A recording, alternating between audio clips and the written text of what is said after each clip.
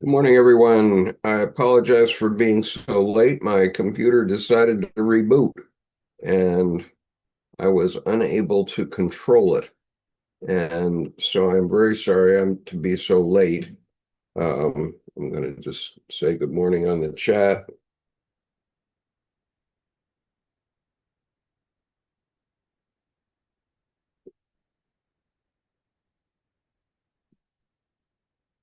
Okay, sorry that was such a late start today. My computer decided it had to reboot. Apparently, it was updated and in my absence. So it took 10 minutes to boot it up.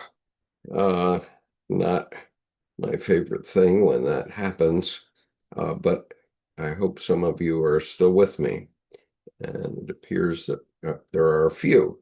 So good. Hi, Kathy. Yeah, I'm okay. I've had a couple of stupid events the last few days. I overslept on Wednesday. I took Wednesday off and I was in the afternoon taking a nap in front of the TV and I totally overslept and I did, I didn't realize it until 35 minutes after the beginning of the advanced reading group. And so I'm sorry, I'm in my 80th year. I have some limitations, I guess. And it's yeah, it's kind of a silly cyber world. And I hadn't gotten myself down here in time. I have been doing a lot of painting in my spare time, in as much as this is Martin Luther King weekend, so I have tomorrow off, and that's always a good thing. And so, anyway, we're here now. Hi, Art. Glad to see you. I'm sorry I was so late this morning. Okay, so let's see where I was. Um, I was today, we're going to have the fourth part of this essay entitled The Burning Urgency of Psychodynamic The Burning Urgency of Psychodynamic Discoveries in the Red Book for Psychiatry and Psychotherapy, a key for healing resonance of soul, love, and life. And hello, hi Michelle. How are you? Good to see you. Sorry to be late this morning. Um, That's it's okay. it's been weird. Good morning, Archifanis. Uh, so anyway, I'm on page. We're working with this book, Jung's Red Book for Our Time, Searching for Soul Under Postmodern Conditions. And what are you showing in your background? Is that Black Lives Matter or something? It's just a street with people Oh, it's just, crossing. I see. Yeah. Okay. So no political meaning to it. No, I do Not that I think would mind. I don't mind, by the way. But I do think it's a street in Taiwan though. oh, Taiwan. Okay. Yeah. Good place. Taiwan is a good place. And it's a very busy, streets are very busy in Taiwan. Yeah, they are. I've, I've been there about 20 times and the horns are deafening, just like the way Saigon used to be back in the day. Okay, so this is my favorite topic here. We're going to talk about Izdubar today as the first thing. This is part four of this essay, and maybe we can get through the end of it today. Actually, no, probably not. It's this this person who wrote this essay. My heavens, it goes on and on. I'm looking for the end of it. Yeah, I think there's actually a table of contents for it for this Yeah. section. So it's 60. So it's 20 more pages. There's no way to get through it. So this person has given us an overview of practically all of um, Jungian psychology, or not all, but a lot of the Red Book in any case. And this is the person is Heike V. Weiss Heider, and I'm going to honor her because she's written such a comprehensive essay. Um, I want to honor her by identifying her and giving you her bona fides. How have you been, meanwhile? Uh, I've been okay, hanging in there, but overall pretty good.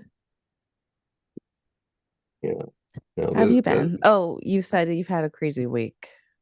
yeah, well, this is crazy time at school. We have to do quarterly reports, and I also have to take a praxis test at the end of this month, which is really weird. I guess I'm not going to do uh, how to use background because I don't find it.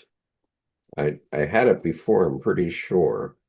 Um, oh, here it is. Okay.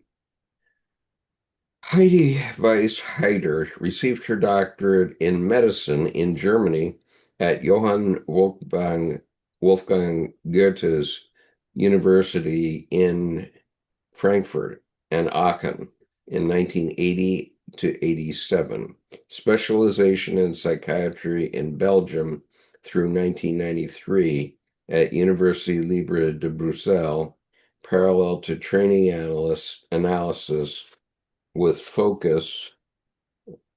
Sorry, turn the page. And at my age, my fingerprints have worn off, so my fingers slip when I try to turn pages. Uh, focus on C.G. Jung, graduating in 2005 in training analysts at Charles Baldwin Institute, Brussels, and Geneva, which offers transdisciplinary approaches to psychology and science. 1993, moved to Zurich to study at the C.G. Jung Institute, Zurich, graduation 2002, with diploma thesis, quote, humility in as bridge to the self, the meaning of humility in relation to C.G. Jung, Master Eckhart, and Jacob Bohm, working simultaneously at Sanitarium Kilchberg, a psychiatrist clinic, integrating analytical psychology into psychiatry. Since 2004, she is a member and training analyst of ISAP um, Zurich from 2018, serving on the board to help bridge psychotherapeutic training with psychiatry. Uh, since 2006, Heike has a private practice in Zurich, several lectures on the Red Book in French in Brussels and Geneva, and in English and German in Zurich, focusing on psychodynamic aspects in clinical case studies. Ongoing interest in resonance between neuroscience discoveries and depth psychology, deepening lessons in humility and relationship through long rides in the forests above Lake Zurich with her horse, Apache. So, this is quite a comprehensive background. I can't believe that she's actually done all this because it took her from 1980 to 87 just to get her psychiatry degree, and she was still working on it in 2002. And then she went to the C.G. Jung Institute. Let's see. Well, 2002 is when she got her diploma from the Institute. So that's 22 years, while she was obviously doing many other things, but she certainly has a comprehensive look at the red book here, so it's worthwhile for us to pay attention to what she has to say. Um, Oh, but that reminds me. I had a question about Izdubar. Um, Izdubar is that like Jung transferred his concept into an image? Is that yes, Izdubar? yeah, I mean he was seeing a god, okay, and he actually, now that you mention it, I better bring up the picture of Istabar, which I have on my computer here because he's an amazing guy. Um, and so it'll just take me a minute to find it. The significance of what happens in the Istabar passage cannot be made light of because there is a conceptual change in how we should be looking at religion uh, in that section.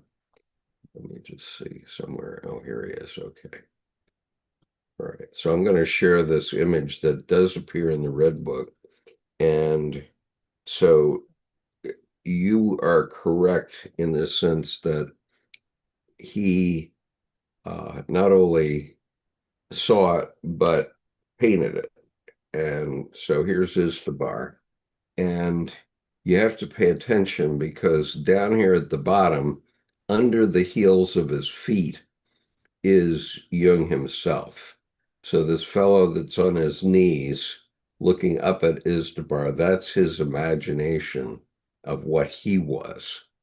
And you have to look at all the dangers that are around Iztabar because he's got all these crocodiles here and then all these snakes coming across toward Iztabar. And it's quite an image when you tear it apart. And of course, this is kind of red indicating hell, I suppose, and then the heavens, but with stars, perhaps. I don't know what all the rocks are. But then here's this giant of a man with a beard and a mace or a two-sided axe. Uh, and so, anyway, that's Izdubar, and that's who he's talking about. Do you have any comment on this, Michelle? Um, there's a lot of symbols in it, a lot of different symbols, not just Izdubar. Um, so do you think that when he saw Izdubar, it was the picture or like Izdubar as a person? Well, I think he saw the giant, uh, and he was envisioning the giant as far bigger than himself. I mean, we could calculate it, but he's at least 10 times taller than Jung is kneeling down at the bottom of the picture there. Um, so he's an immense something. And um, so Jung is seeing him as an Eastern god. But as he's going through the Red Book period, he's not um, he's not evaluating who he is. He's also Jung also refers to him as Gilgamesh, um, which is the story that is one of the oldest in humankind. Gilgamesh is one of the oldest stories we know, and it developed in um, Turkey, I believe. And Jordan Peterson did a tremendous series on Gilgamesh, and in his book, the name of which I don't recall exactly, but at the moment. But Jordan Peterson, look for his first book, which took him 15 years to write, and uh, a lot of that is the story of Gilgamesh. So anyway, we're going to go back.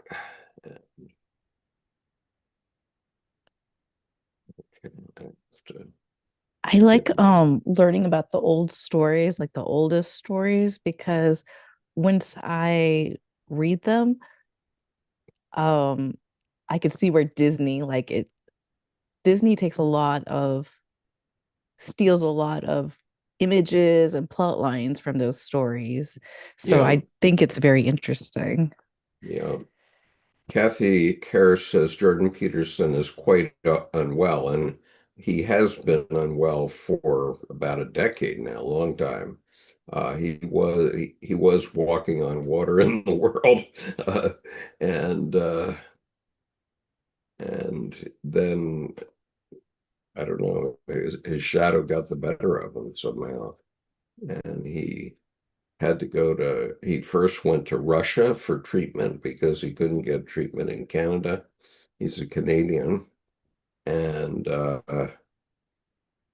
he then and his daughter helped him, and he ended up going to, I think, Yugoslavia for some special treatment, which he could only get there, and finally started to come out of it. Meanwhile, his wife was quite ill at the same time for different reasons, and both of them almost died.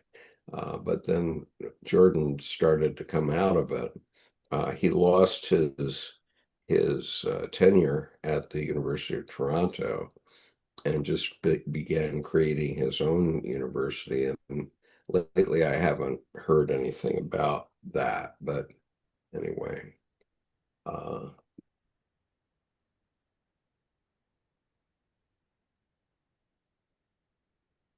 Richard says Gilgamesh was a giant or a Nephilim, according to Michael Heiser, a now deceased biblical scholar. And Kathy says, I might suggest letting Michelle read, and you can save your chi for commenting on the book. Her voice is lovely, and her mic is fabulous. And um, Michelle, do you have the book in front of you? I do have the book, and I don't think there's any crazy Greek words, so I won't be Okay. as traumatized. All right. Well, it would be great if you would read. So we're at the bottom of page 40 is where we're beginning here today. With the subheading, Is Dubar the psychological god? Yes, correct. Okay. Izdubar, the psychological god.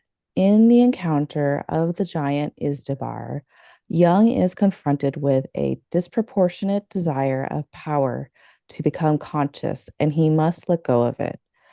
The giant wants to catch up with the sinking sun. Izdubar is devastated when Jung explains to him that he cannot catch up with the sun.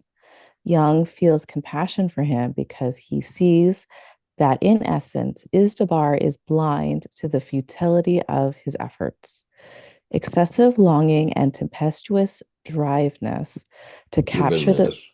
oh drivenness Tempestuous, yeah, drivenness to to capture the sun. capture the sun strike Jung as tantamount to his own grandiose strivings for consciousness, with the equal dangers of imposing his own ideas onto the other or of becoming enslaved by Logos himself. Jung saw the fateful risk of falling into shadow.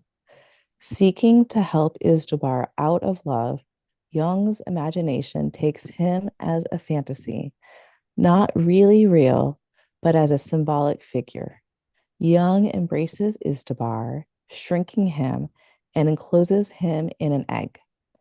Izdubar now can be transported toward the lands of the sunset, psychologically, the threshold or liminal zone where insights and the banality of human life can be integrated. Jung realizes that a psychic content with a certain energy and pressure cannot be simply negated or treated with resignation. This present energy calls for action, and act on the symbolic level, which then is transformative. I'm going to highlight that. Yeah. Okay.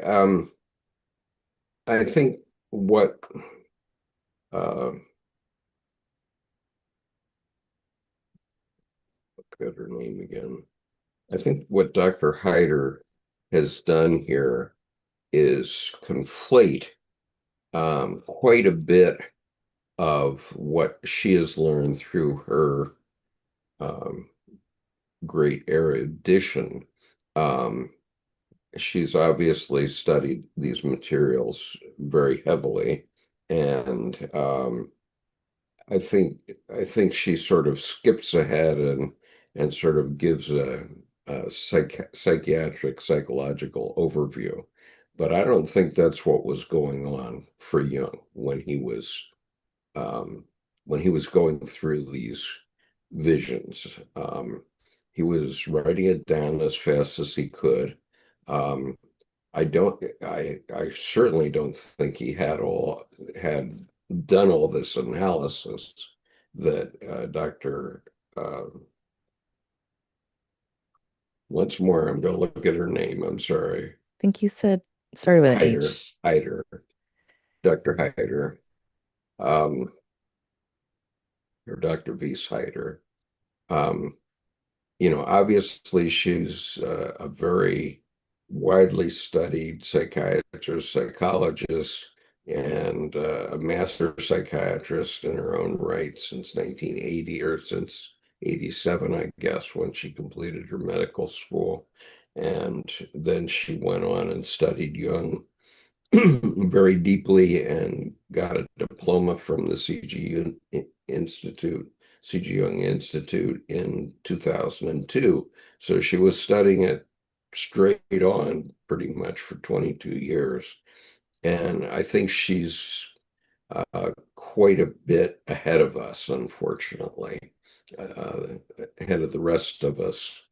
And she knows what she's about as a psychiatrist or a psychologist. But I think that, I, as a layman, in reading this, take it much differently. I'm taking it kind of experiencing these things as they come to Jung. And Jung's got an advantage, of course, because he is a psychiatrist. But Jung had a lot of complexes going on, it seems to me. First of all, he was the son of a Swiss Reformed pastor, and he had grown up in that household. He was very well studied in Greek and Latin, and he knew a ton about um, about religion.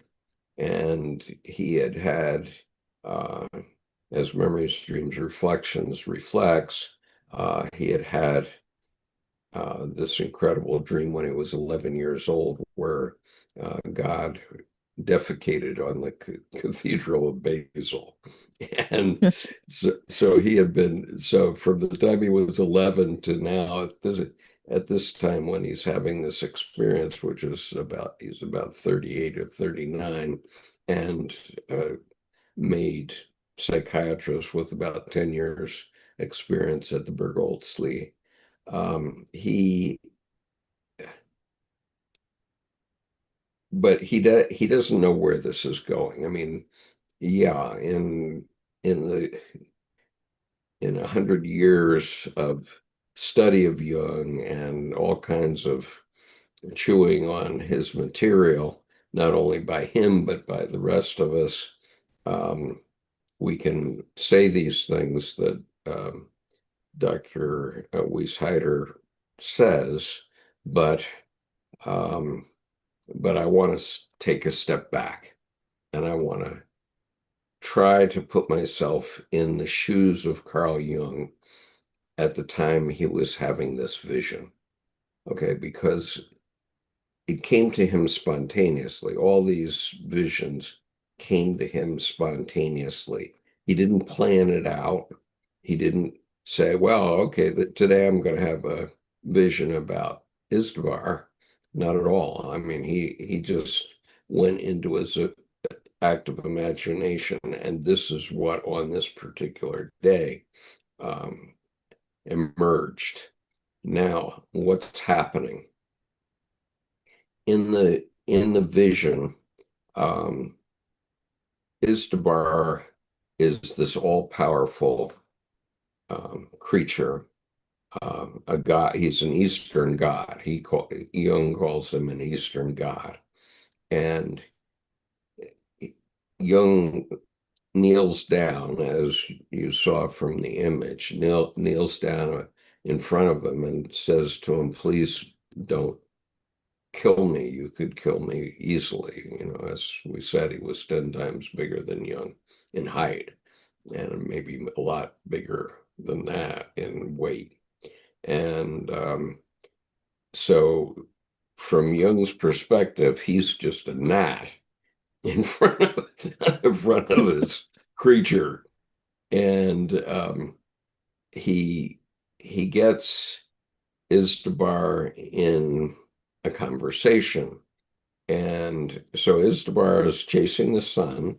He wants to get to the land of the sun, which is his proper land from his perspective, from Istvar's perspective. He's a god, and he wants to get to the land of the gods, which is where the sun sets.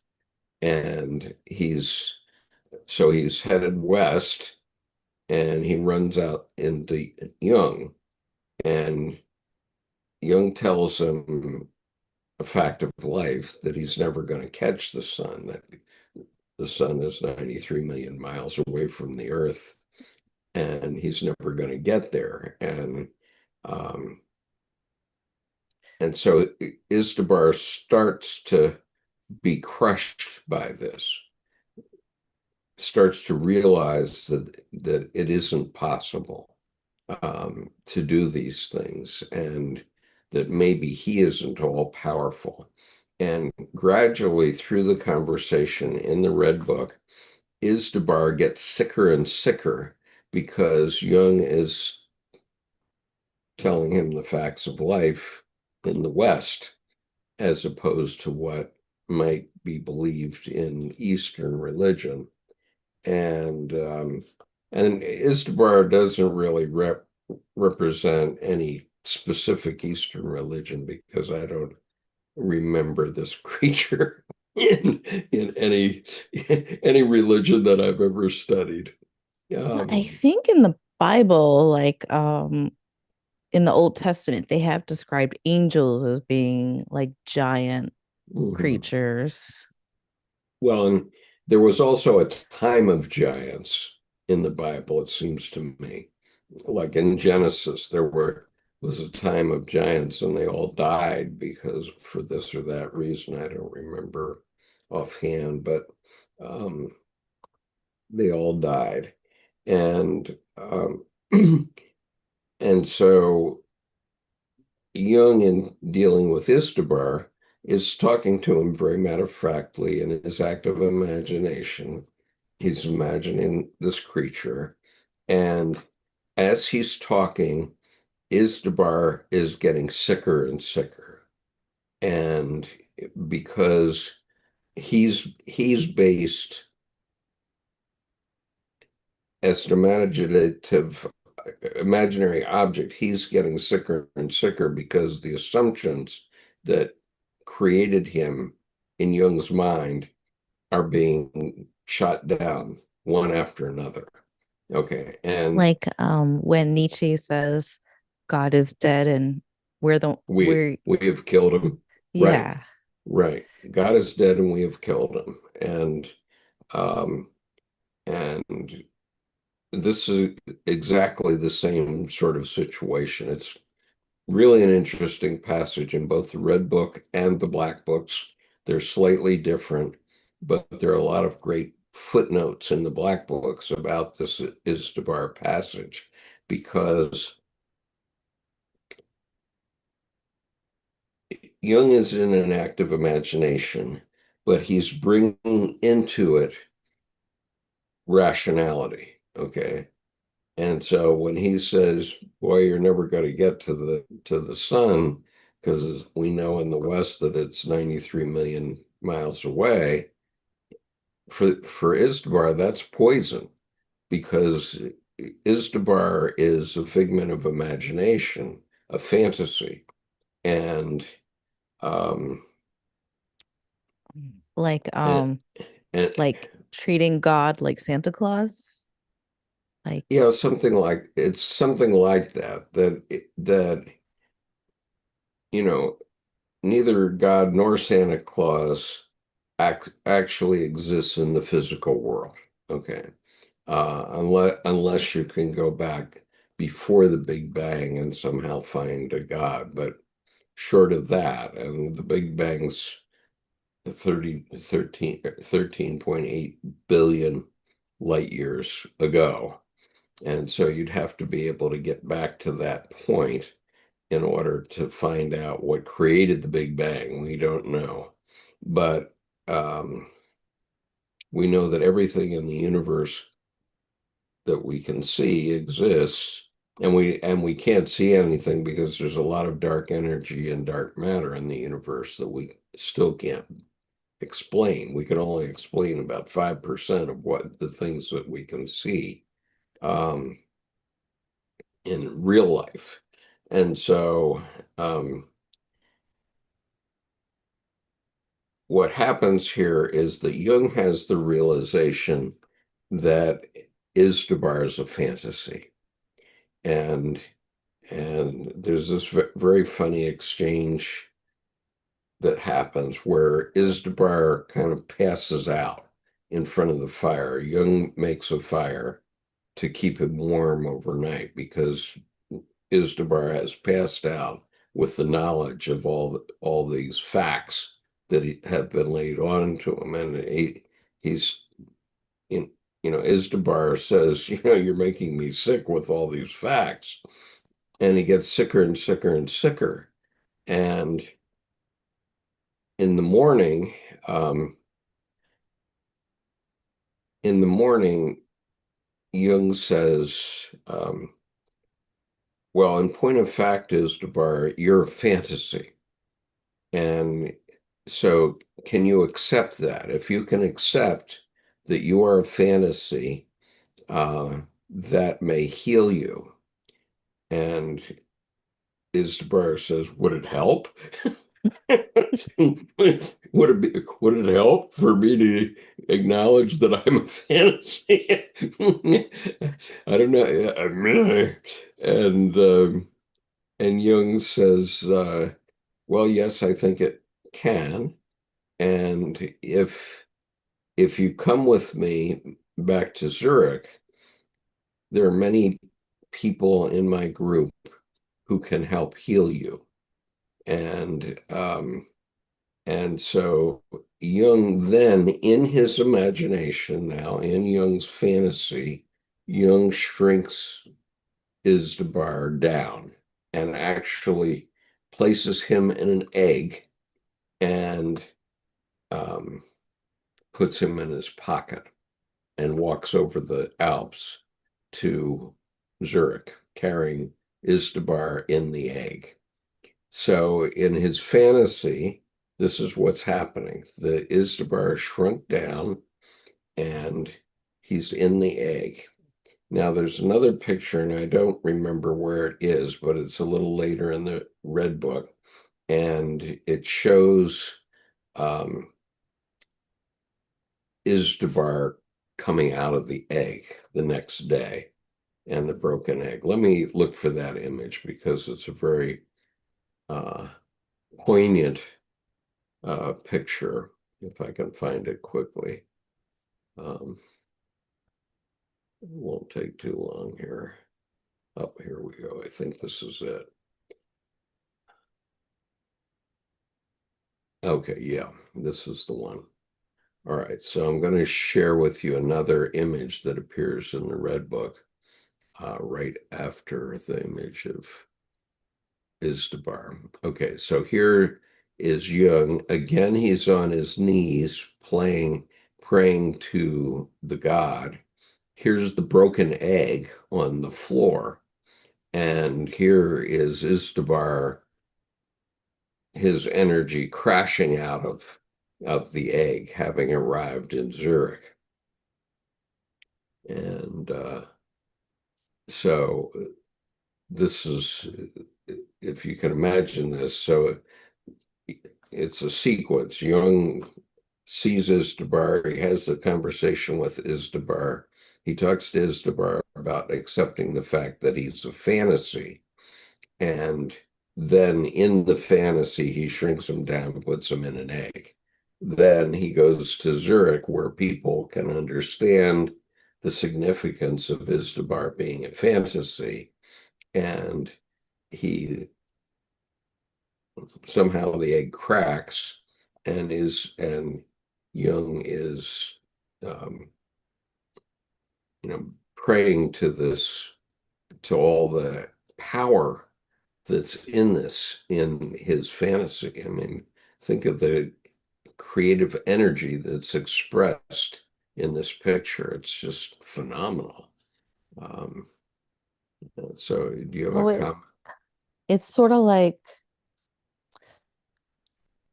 Izdubar on his own will either keep chasing the sun or get sick. But when Jung integrates him or accepts, Yeah, I guess when Jung. they accept each other. Yeah, that's right. I mean, it's it, it's Jung's fantasy world. It's his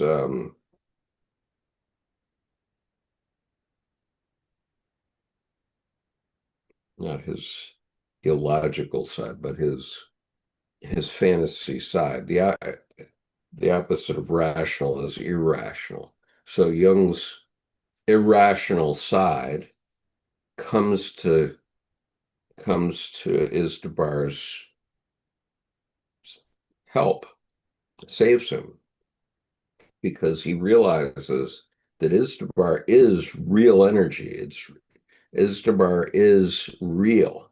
And so the issue for us is that these things are real. They're real. They're not in the physical world. Okay. They're in the fantasy world. They're irrational, but that's where psychic energy is. Okay. It's in this irrational world because we don't know how psychic energy is created really. We can say it's something like duality, okay, as the Chinese also said.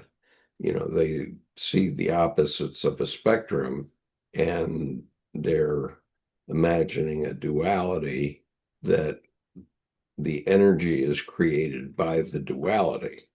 And and so this is Jung's way of looking at the world, that all psychic energy comes from these dualities, but the dualities are really the difference between the physical world and the irrational world, and the non-physical world, the psychic world.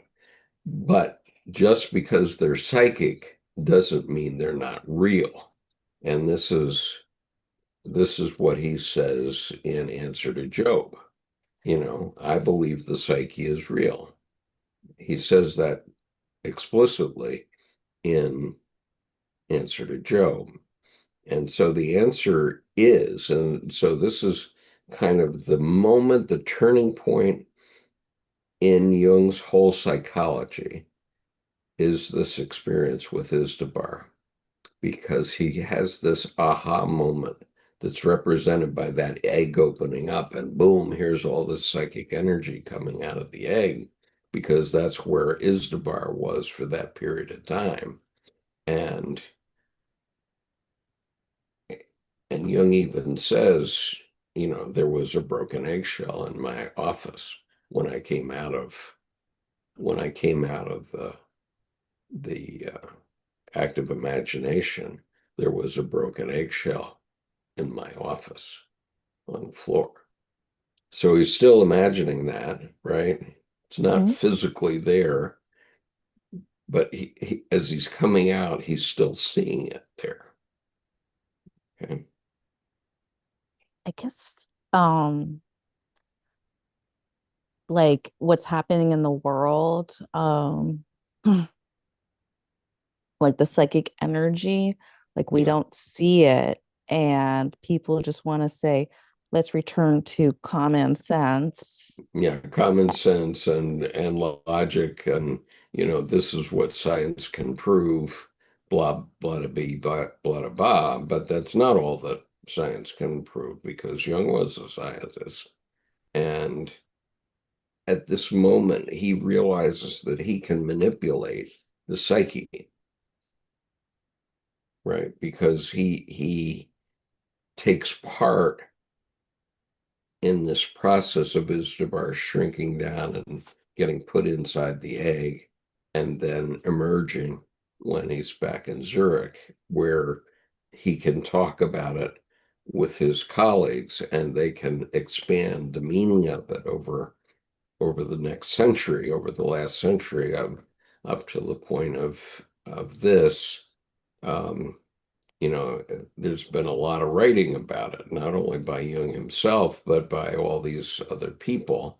And Yeah. and so And we've invented LSD since then. yeah. Well, and then we have psychedelic and psychotropic medicines that um, that make you more aware of the psyche, I guess. If you're an individual, you're a layman. I mean, think of it. All these laymen in the 60s who are getting into LSD, for example. I mean, as one example, I put, um, all psychedelic drugs in this category, but in 1960, average people were becoming more aware of it, of LSD, and they were having an experience where they were taking this stuff and then they were having this amazing trip. And so they were seeing things like Izdubar emerging from the egg, and they said, wow, that's pretty cool, I like that. You know? but but all they've done is they've short circuited the process that Jung went through manually. Okay, he didn't take psychedelics or psychotropic drugs or whatever they're called, the to get to the irrational side of the psyche. Yeah. I He, think he did like active relaxation. Like he said to the yeah, best therapy is to be awake but relaxed. yeah, Mm. right. And so he was only learning at this time how this happens. And he never recommended, as far as I know, he never recommended anybody take pharmaceuticals to reach this state. Okay. And um, in my case, I have experienced this state, and I experienced it because I was writing a novel, and I simply thought I was writing a novel at the time. Okay. In other words, I asked this question, uh, what would this young woman's life be like from age 15 to age 75? Let me write that novel. And and that's what I did. Uh, and I popped up all kinds of stuff, including a lot of erotica. I mean, putting it genteelly, it was pornographic in parts. Um, but nonetheless, I know that what I put into that novel is very real from my own experience, my own direct experience of living in Japan, working in the adult society in Japan. Not when I was in high school. I didn't know any of this then, but when I went back for 16 years later and lived there working in business for 16 years or for 5 years, but 16 years later, then I can vouch for the fact that everything that's in that novel is quite real. Um, and and if it and it's autobiography, it's an autobiography of my anima, the experiences of my anima. And um, so those are not in the physical world. The anima is not in the physical world. It's the anima is in the psychic world, but they're what occurred to my anima through this 75-year, 60-year period of the novel. And so that led me to understand that when writers are talking about um, creative blockage, they're talking about the fact that they just can't get back into that state. Okay.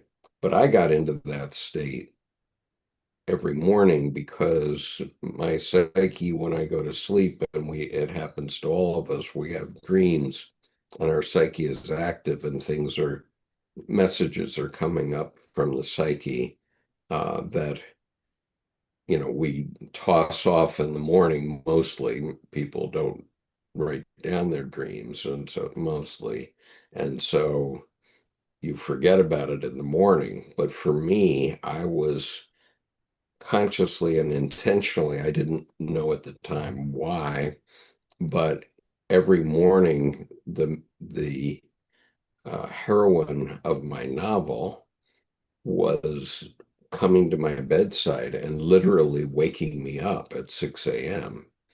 and say, "Come on, we got to write my story." And so I was writing her story, and I couldn't stop until I'd written 500 to 1,000 words. And this went on for 8 months.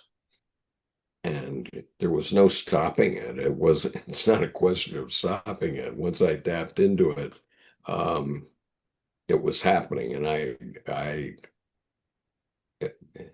I was simply the mode through which this novel came through, because I would go into my study every morning at 6.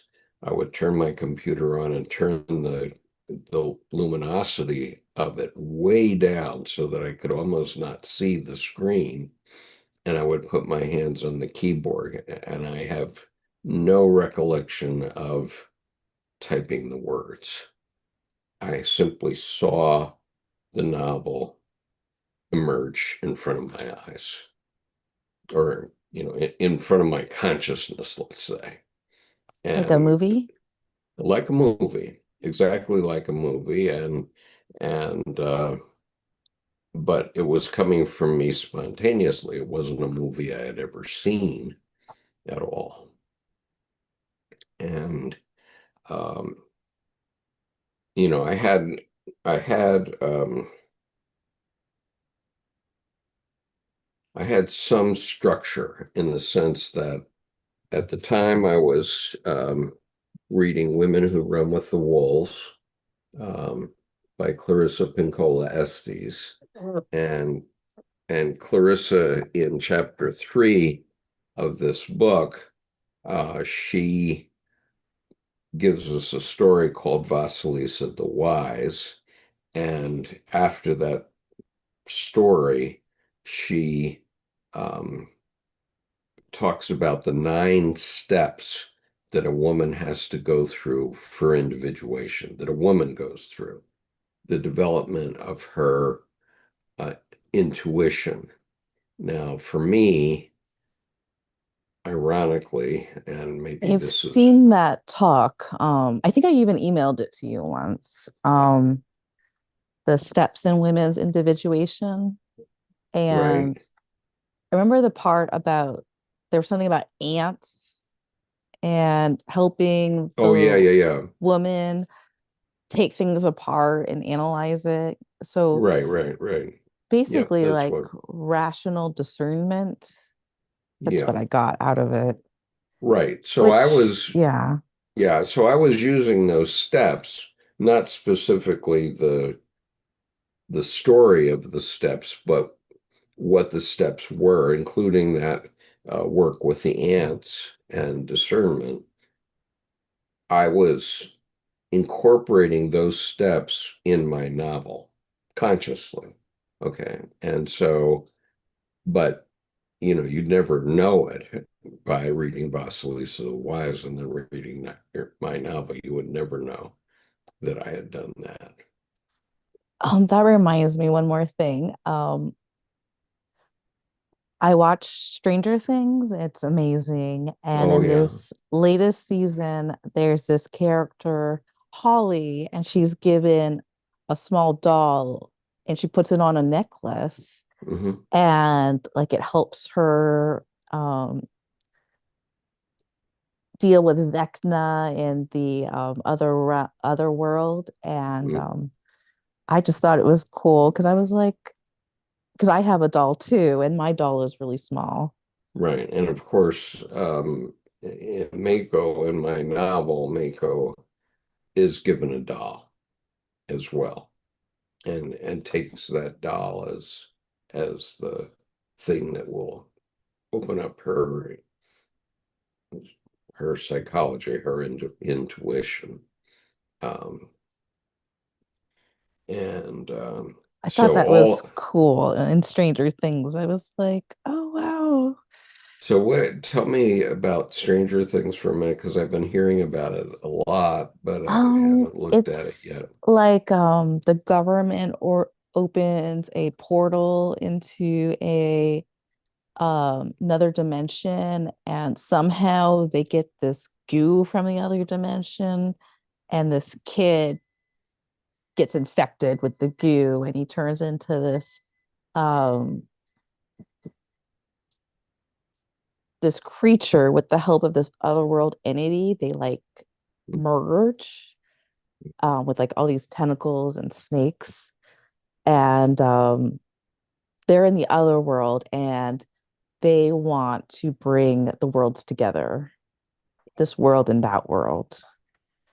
It sounds like it's perfectly Jungian, Yeah, bring the two worlds together.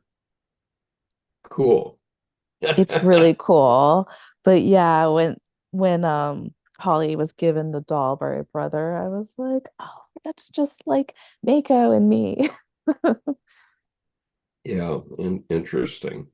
Okay, but we're talking about 100 years ago, more than 100 years ago now, 110 years ago. Jung is going through this experience, and for him, he had, he had no clue. I mean, he had obviously had some active imagination experiences, and he had started to have visions around World War One, even before World War One. He was having visions. He was trying to figure out what it was all about. And so he started to actually consciously have active imaginations. It was a process that developed. He developed. He may have heard of it from, um, you know, hypnosis or something else that happened in the 19th century. It's hard to know. I mean, William Blake obviously had um, active imaginations back when he was doing his writing and his um, invention, because he even did um, William Blake's um, lithographs of the story of Job are his imagination of what's happening to Job, which is basically the same thing. And that was published And when William Blake developed that story of Job, he was then creating plates that would be printed. And so he had to, everything he wrote on these plates had to be written backwards. And all the images had to be written backwards. So when they printed, they would be front ways, right? And so William Blake was really deep, had to be deeply into his psyche in order to do that. And so in sort of in the same sense of where I was with Mako, um, which was okay, William Blake had a structure. He had the story of Job as his structure, and he wanted to express this story in imagery, and that's what he does. And that was 1825 when it was published, so it was 50 years before Jung was born. So I'm not saying that Jung was unique, but he definitely started to get the human mind around what he was talking about. Okay. Um, and by doing that and by telling understanding that there are two sides to the story, there's the psychic side and the physical world side. You have to understand what's going on in the psychic side in order to help people who are having problems with it very Yeah, clearly. that reminds me, I think um like Lenin or Stalin or those thinkers called it symptoms, Yeah, morbid probably. symptoms of society. Hmm. Right. And Richard says, dew is also mentioned in every Catholic Mass. It's part of the Eucharist blessing. Uh, and he says, infectious dew has possessed our world. Yeah, maybe. I mean, it certainly, the psyche of around 50% of the American population has gone cuckoo. Yeah.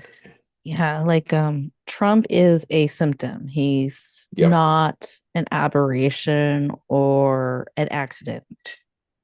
Yeah. Yeah. He's definitely a symptom. And the question is, how do we properly give psychotherapy to the collective unconscious? That's what's happened because the collective unconscious has clearly been infected heavily by Trump, and Trump he's a conduit for it. He's not thinking about it and planning it. He just is it. And so he does something and gets away with it, so he doubles down and he says, hey, this is cool, let's do more of this. you know War is good, we can take this leader out of Venezuela and nobody got killed. Boy, we're great, we can walk on water. Well, yeah, except you're not walking on water. It's American service people who are going to have to do that, and it's not going to be so perfect every time like that. And Yeah, that's true because that was the first time that was done. Now people now have they'll try it. evidence, and yeah. Yeah. And so they got away with it once. So, geez, that worked in one war. Let's quadruple down. Let's have four wars. Why don't we? That'll be cool. And the only problem Yeah. with it is he hasn't quite understood. We've only planned our military for two wars simultaneously. And That's so, true, but there's been a lot of innovations and asymmetrical Yeah. stuff. Right. Right. And you can do with technology a lot more with less people, but that doesn't mean you don't need people. But Yeah. Yeah. Well, that's true too. All right. So, Archifaunus says lunar reign is infinite undiscovery. Okay. I mean, this is what the distinction between the sun and the moon is talking about. We've been talking about this for thousands of years, the sun and the moon, and the sun is God and the moon is feminine and it's a reflection of the sun, but it isn't the sun. And so the human species has interpreted these things for thousands of years, obviously, and incorporated them in all of our traditions all over the world. But what Jung did with Istabar is what we all must do. Okay. That's what we all must do. We have to take our visions and somehow incorporate them into our physical life. And so in Jung's case, okay, he drew the paintings of Izdubar, the pre-Izdubar and the Izdubar coming out of the egg. Um, and for him that worked, but because he got it right then. That's what he got it when he had this experience with Izdubar. And and that's the integration that we all must get because we all have these psychic issues going along. But um, how do we deal with them if we don't understand them? And so this is what psychotherapists do with individuals. Fine, that's a profession, but the problem is we now have to start working on the collective unconscious. Jung discovered the collective unconscious in the same sense that he discovered Izdubar, but he never really did much with it. Okay, he focused more on the individual and on quote unquote individuation. But my point is that if we have the collective unconscious, then the collective has to individuate too as a collective. And because yeah, society does a lot to a person. I mean, from their birth. surely. And so in every group, there's a collective unconscious, okay, in your family. But let's skip ahead a bit and just say the Marine Corps. Okay, the Marine Corps builds men. So what does the Marine Corps do? We take kids who are 17 years old or 18 years old, for the most part, about 80% of the Marine Corps is that. And we break them down and then we build them up as men for the most part. And um, and so in the Marine Corps, there is a collective unconscious, okay, for men and women, both, regardless of your sex. In the Marine Corps, all Marines are green and Marines are one thing. And so that is a collective. And we all think alike in a sense about certain things. Yeah. Uh, I always admired the women in the Marine Corps. They always had absolutely. the really tight buns, and then it was Hmm. like really big. Like when I was in the army, I just used to like put it in a knot. Uh-huh. But The women Marines, they always had outstanding hair.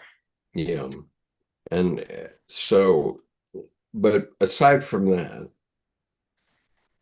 you know, I- I'm confident that if I was in battle with a woman Marine, I would have every bit as much faith in her as the men. And obviously, nowadays, because of the battles we get into, we need women in combat units because we often face women in places where we go, villages we go into. I mean, it happened in Vietnam too, but we didn't really have any women to help for the most part at that time. I mean, in in Vietnam days, women were doing Nursing, because I have an nursing, aunt. well, administrative things. We don't have Yeah. nurses in the Marine Corps. We Oh. we have Navy nurses who are Marines, but but they had women doing clerical things and that sort of stuff. But now they embed women right with the units, so that when they capture a group of people and half of them are women, they can deal with them in the appropriate way, which is wonderful. And it's a wonderful development. And, it's much less threatening to the women that they encounter in battle. Um, but in any case, um, let's go back to Iztabar for a minute. Now we've gone way out on a limb, but what we're talking about is the integration of the psyche with reality. Okay. And so when people say, is it real? Well, most people, when they say, is it real? It's, can I touch it? I have a cell phone. It is real. I can touch it. It's physical and so on. But what we're talking about is the integration of something that isn't physical, but it's nonetheless real, quite real. And this is what Jung was talking about when he was asked, do you believe in God? He said, I have no need to believe. I know. Okay, and this is the point that Nietzsche missed. Um, but because Nietzsche saw that the development of the scientific method and science had said basically vis-a-vis the church, well, that isn't true, and that isn't true in the physical world. And gradually that undermined the foundation of the church in a lot of people's minds. And yet it is true. Yeah, that's how marketing works. Right. People wouldn't get into credit card debt if it wasn't real. Yeah. Well, that's right. And yet what you can buy with a credit card is all in the psyche, right? Uh, your dream car that you'd love to have. You think it would be wonderful to own a Corvette. I owned a Corvette for 5 years. Um, it's in your imagination, it's really cool to have a red Corvette. But when you get into a Corvette and start driving it, well, it's a car. It gets you from place to place. Uh, Yeah, that's why and they say have a friend who has a boat instead of getting a boat. right, that's right. What a boat is a hole in the water into which you throw money. uh, anyway, um, so let's go on. I think I may have gotten a point across about Iztabar and about this particular moment in time when Jung has this series of visions. He actually gets the integration of religion to the psyche. Okay, because he's getting God, he's seeing God, he's seeing an Eastern God. He knocks that Eastern God, makes it sick, and then he shows how it comes back with the energy coming out of the egg. So, and so we see God in the form of fundamentalists and so on, and people who believe that there's going to be a jubilee, and all the good people are going to, or all the right people are going to be taken up to heaven. The rest of us are going to be dust.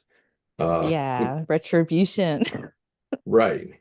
Um, and in the sense that's right, because in about 5 billion years, there's going to be no Earth. And in maybe in a billion years, all life on Earth may be dead in a billion years because of the sun becoming a red giant at some point. So we know that, and we know in the physical world this is going to happen to the sun. And we know in the physical world we can't stand that, and we probably can't withstand it because it's going to be the heat of the sun on the earth. And, how can we protect ourselves from that? Well, the only way we're going to protect ourselves is to get far away. Um, and, maybe we'll achieve that and maybe we won't. So, in a sense, they're correct about the Jubilee. In the end, everything's going to go. And so we as human beings have to work in the physical world to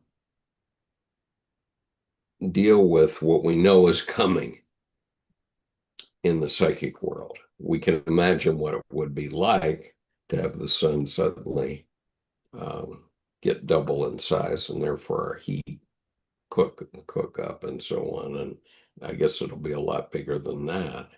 And so as a result, we can imagine what it will be like. It's in our psyches right now.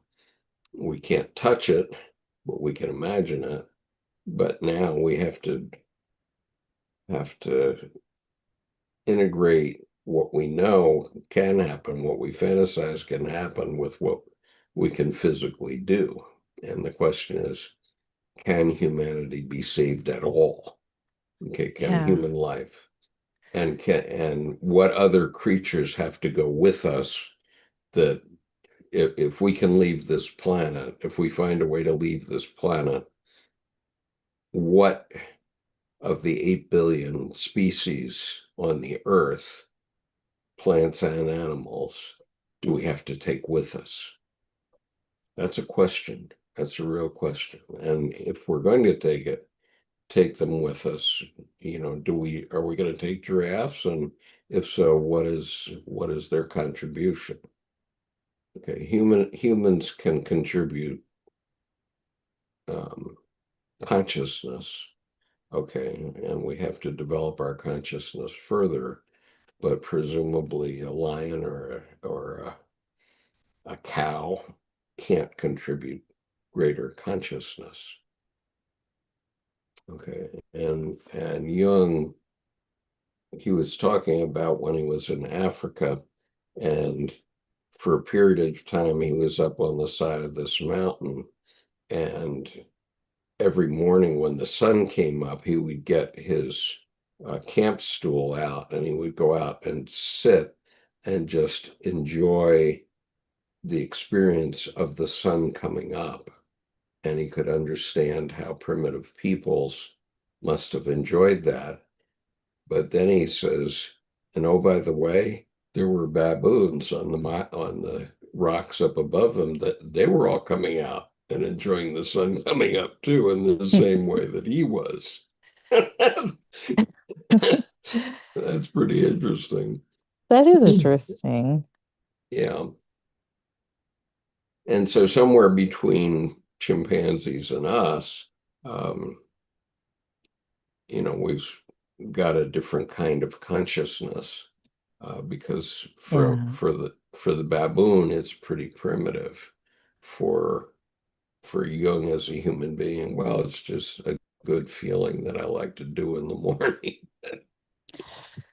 Well, something does need to change in the collective because if it doesn't, Sure. then the sun is gonna blow up a lot sooner.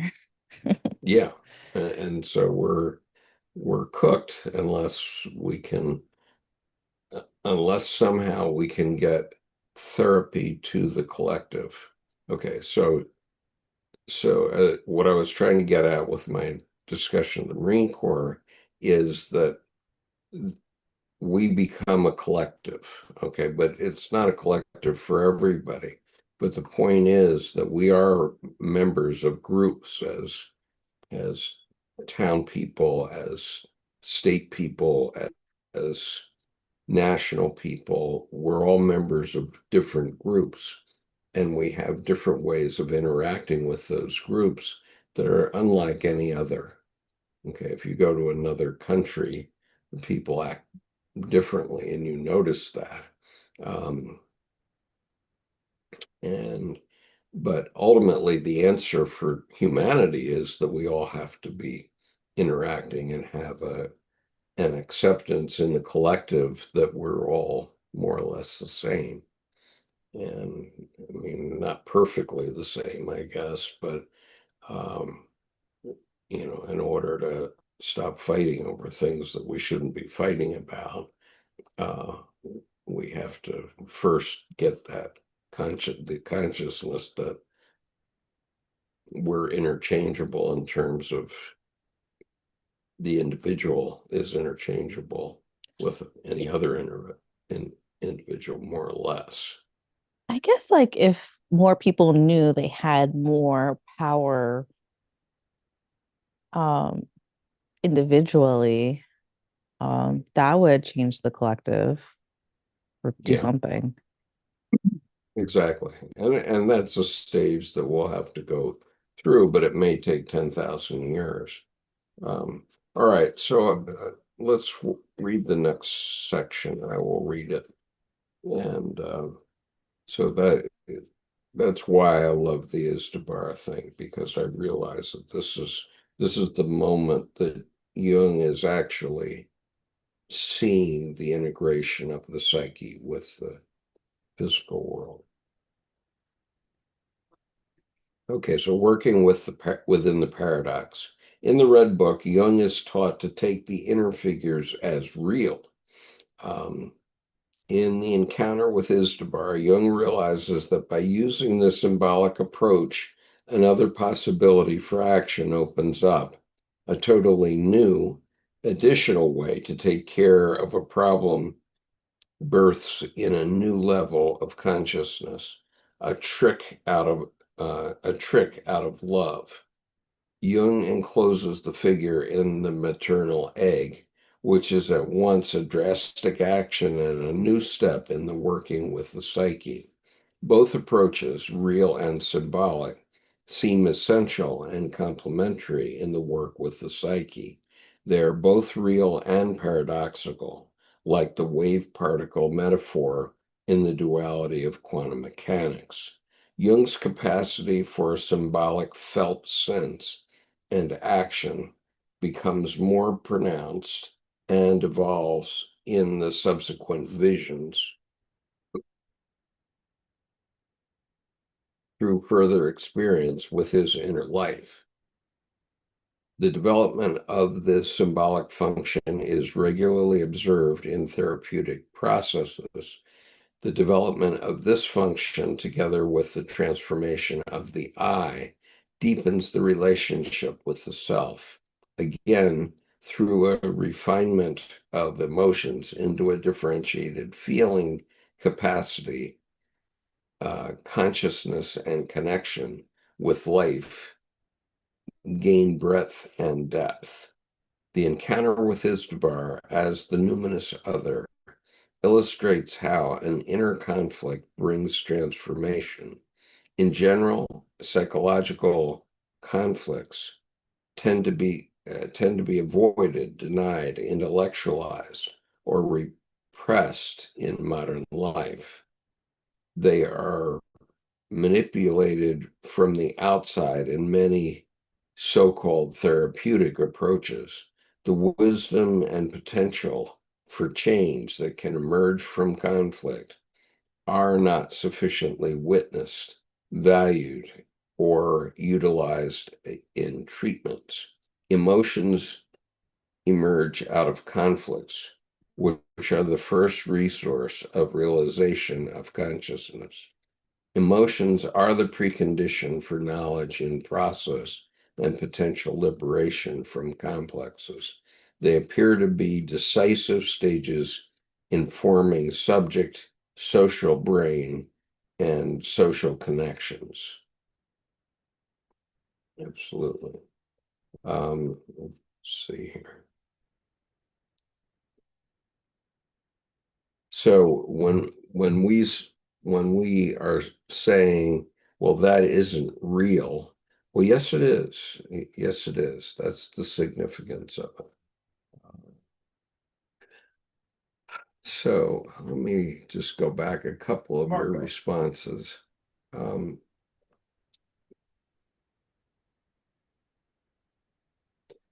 It's been here for a while, buddy. Go ahead. Richard says the rapture was invented in 1830s by John Nelson Darby, an extremely strict pastor of the Plymouth Brethren. They too were highly Eucharistic Christian faith. Touche, Michelle, whatever that is, that's related to Kathy, and I don't know what it's relating to. So Archiphanes says, I've lost all my money on games of chance, but it has come to me that losing all this money has given me something just as valuable. And signed, a real jerk. Well, it's by losing, we somehow gain. And we keep, it's like the old story of the guy who's walking down the street and he falls into a hole, and the next day walks down the same street, knows the hole's there, sees it there, but he still falls in. And the next day he walks down the street and he keeps the hole on the other side of the street, but he still falls in the hole. And the fourth day, he just takes a different street. And so, human beings had World War I. That was a hole that we fell into. It took the blood of 8 million men and women to end. And we hadn't learned our lesson, so the German women of the day reproduced the children sufficient that we could have another world war 20 years later.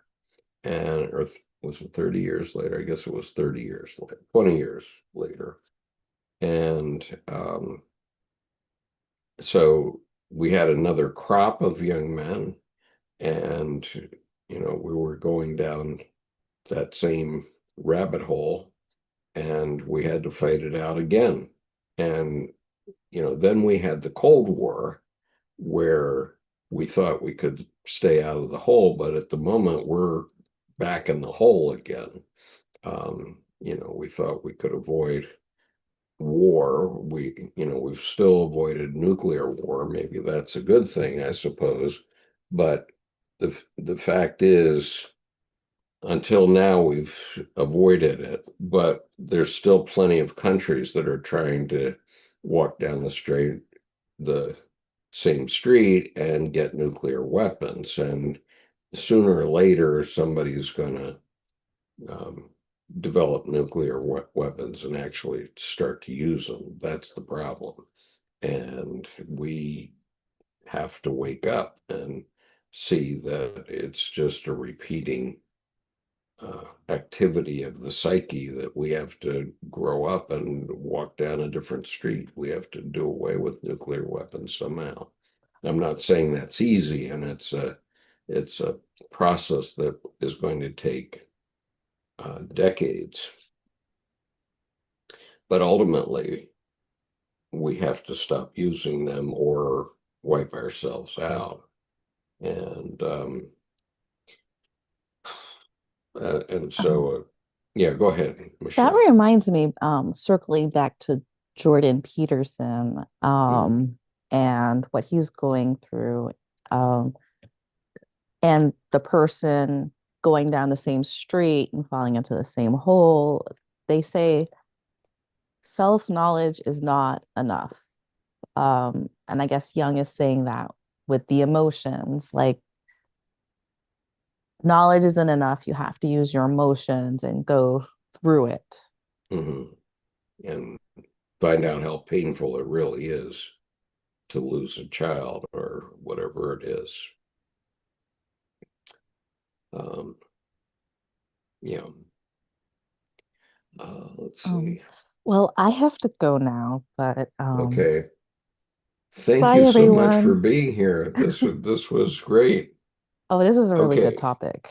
But bye Yeah. everyone. All right. So anyway, next time I'm going to do active imagination, but next time we're going to talk about opening of the egg, distinction from God. And hopefully Michelle can be with us. And for that, I am going to read the next subparagraph of this essay entitled Active Imagination. The unfolding encounter with Izdubar anticipates the technique to deal with the objective psyche, which Jung would later term active imagination. This technique becomes more visible as it unfolds throughout the Red Book. Jung enters the narrative with his real I, not with a fictional ego. He is intensely alert to what will happen and treats the figures of his imagination as a reality. For the first part, for the first time in the Red Book, he acts symbolically and consequently from a feeling of love toward an inner figure. Izdubar has the characteristics of an autonomous figure with his story and purpose. In him, the unconscious agent expresses and modifies itself. The narrator's ego questions, answers, and decides. The eye is stimulated to feel, reflect, and act in relation to the psyche. There is no rationalization, no abreaction, or acting out. Capturing and containing the effect is the vital task of the moment. As demonstrated by Jung's compassion for Izdubar's suffering, every step carries responsibility, and it is an authentic, ethical confrontation. The whole encounter is not only an emergence or catharsis, but rather a transformative liminal meeting space. Through active imagination, we can meet the gods, archetypes, intense emotions, and as yet unconscious contents. Their meanings as a counterpart to the ego become more conscious, more differentiated, and more recognized in this encounter. Divinity and humanity should remain preserved. If man should remain before the God, and the God remain before the man, the high blazing flame is the middle way, whose luminous course runs between the human and the divine. The luminous course between ego and archetype needs an attentive and caring effort to be kept alive. Active imagination is a tool to enter into a relationship with the soul, an attitude of love where different agents have their integrity and are encountered with respect. This meeting space could be seen as a medicus intimus, where we encounter our soul as an inner healer. Psychologically, God means greatest value, largest quantity of libido, optimum of vital psychological energy, but this too can become overwhelming for a person. Active imagination offers differentiation from archetypal contents, and autonomous complexes become, if unmitigated, they risk overly deflating or inflating a person such that harm can occur to oneself, others, and life. Active imagination permits a hospitable space to consider, confront, and care for these energies as real, as symbol, and caring for them as being yet to come.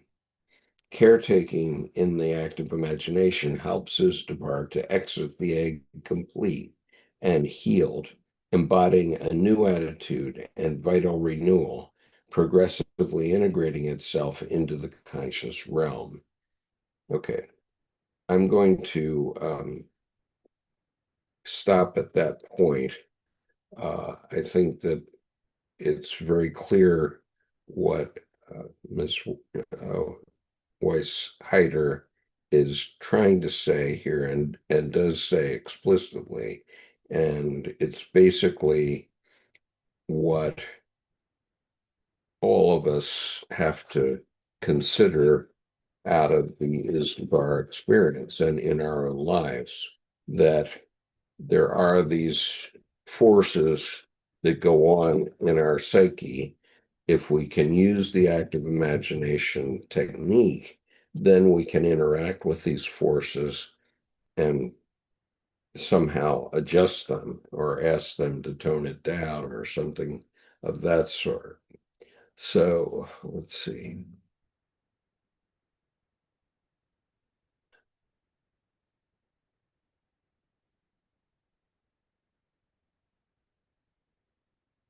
So Archifaunus says, based on a true story, absolutely, Liber Novus.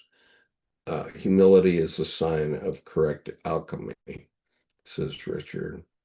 Norm MacDonald, if anyone didn't get the reference, good idea, Kathy. Okay.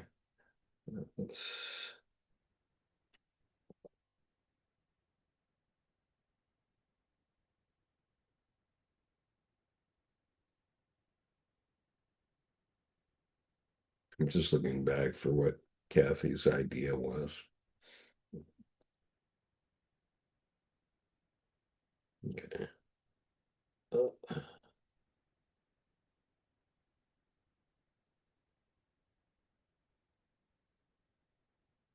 Okay, I'm sorry, I lost that train of thought.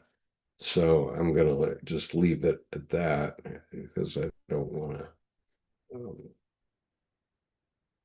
force it down anybody's throat. But let me just summarize for a moment before we sign off for this week. What we have shown is that we as human beings can interact with our religions in such a way through our active imagination where we can integrate them with our physical life. And the first step is that we have to experience our physical life and understand that we can interact with the unconscious. And, that may be hard to get your mind around, but, you know, I'll be crass and say, there's no God out there. There's no God in the physical world. God is in the irrational world, not in the rational world. God is in the psyche, and each one of us has our own image of God, our own God image. This was Jung's lesson, um, and our own individual God combines with all other gods in the world that are in the psyches of all human beings, 8.5 billion of us, to consummate a collective unconscious, a collective God. That is God. And if you think about everything you've ever prayed for,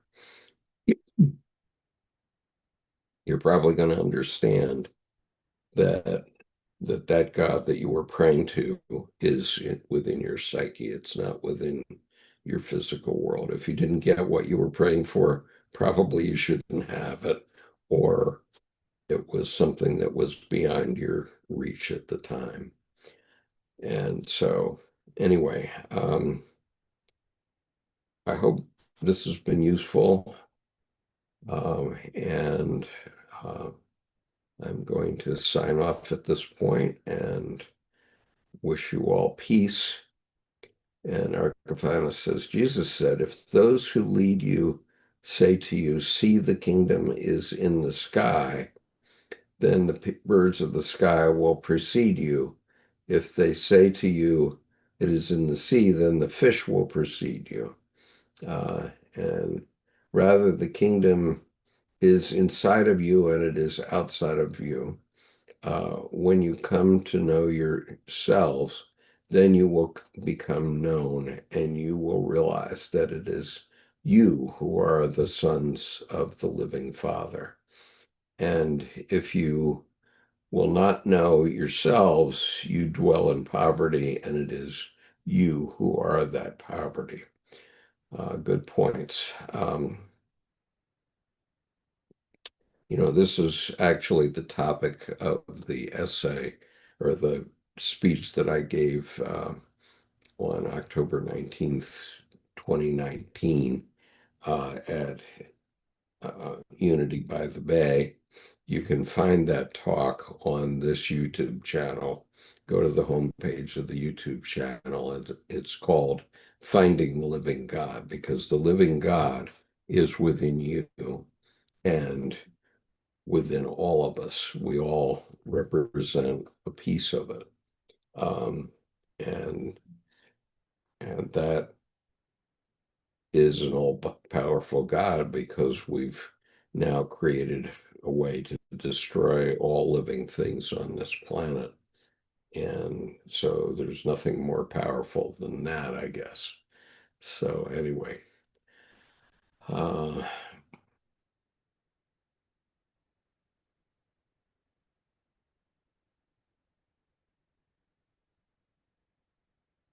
and Richard says, just believe. Well, I think we're getting to the point where it's not so simple to just believe. And, I know that all the denominations of religion say something like that, just believe, and also just believe my way, not his way.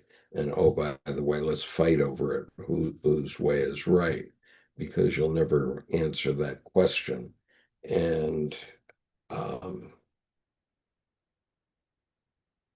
and so it's beyond just belief. You really have to know, and one way to know is by studying Jung's psychology. And I've been doing that personally since 1987. And as a result of that experience, I now accept Jung's perspective and understand that, churches as organizations are, it's another form of rice bowl for the priests or the pastors. Um, and they're following a formula that works for them and has worked for them for thousands of years. And we have new people born into the world every day, hundreds of thousands of them every day. And some of them fall into this trap of just following religions in the traditional way. And, there's I'm not saying any religion is wrong or right, but I am saying that, um, it's time to open our consciousness to what Jung was saying. That's what we're driving at here. And I appreciate all the flowers and roses that someone is offering. Thank you very much. And so,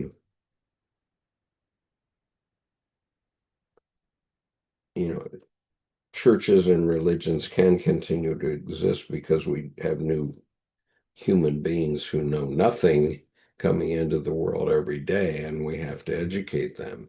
The question is, we have to first educate ourselves if we're going to make any changes whatsoever. And so, yeah, and Archifanes says, be not afraid to open thy eyes, let the scales fall. Absolutely. And these are biblical words that he's talking about. And so I don't remember if Jesus said exactly that. He probably did. I seem to remember that from my own biblical studies. But in any case, I think this transition of Izdubar and understanding that Izdubar is a fantasy, at the beginning of that exchange in the Red Book, Jung himself hadn't had this realization. And he was making Izdubar sicker and sicker in his own imagination by saying, well, no, that isn't true. You can never get to the sun in the Western lands. And that sort of thing. He was teaching Izdubar scientific things, which isn't where Izdubar lives. And so finally Jung himself realizes that Izdubar is a fantasy, and he can heal Izdubar as long as he keeps him as a fantasy and understands it's that Izdubar is a fantasy, his fantasy. Anyway, I hope that is helpful.